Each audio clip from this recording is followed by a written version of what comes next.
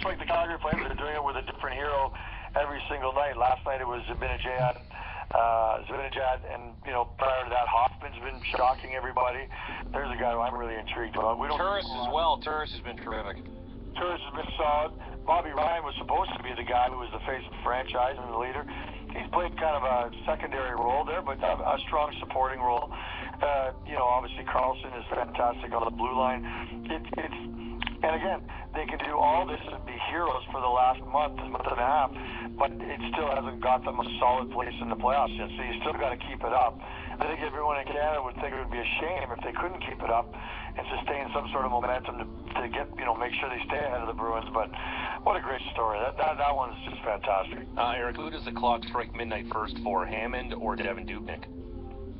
Oh, I would say Hammond.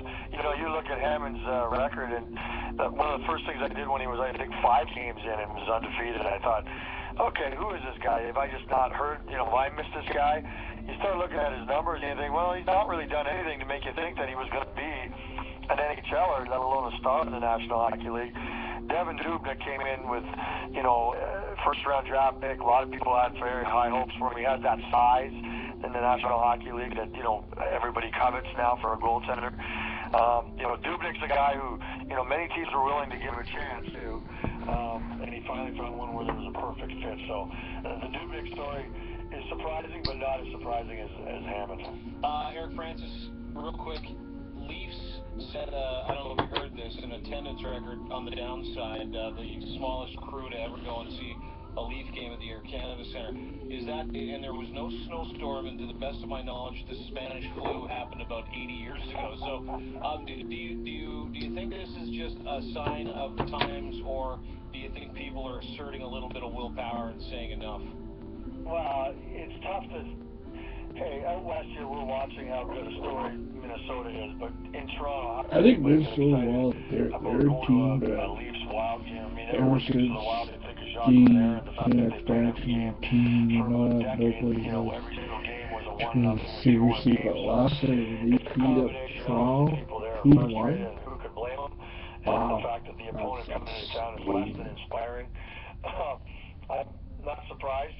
I guess. Do you think it'll continue? You think that trend will continue towards the end of the season? I know we will. I think so. I mean, hey, don't forget, there's tens of thousands of kids and people that would kill to go to a Leafs game. So it's a shame that, these corporate people who are not going to the games are not giving their tickets to somebody else or to a charity like Kids Up Front. But, enough is enough. I mean, enough is enough probably 20 years ago. But, people have... Would you guys agree that people have hit an all-time low in terms of morale for the Leafs? Yeah, without question. And to see, this is what did it for me, is to see the Platinums empty yesterday, because people that usually go there don't care about the actual game. They care about getting a deal done or greasing a client, and they're not even paying for those tickets, right? So for them to say, you know what, I'm not going for free. I'm not going for free to get the best of the best and eat sushi and then go home. And it just seems like if you're not going to even exert the power to do something, especially in this situation, it's do or die. I mean, they got to do something. Well, obviously they're going to have a busy off-season with front office moves and personnel moves on the ice. But even if you're a casual fan, and maybe so when you think about it, I know you say that those people don't care, the platinum seat holders, but, so call them casual fans then at best.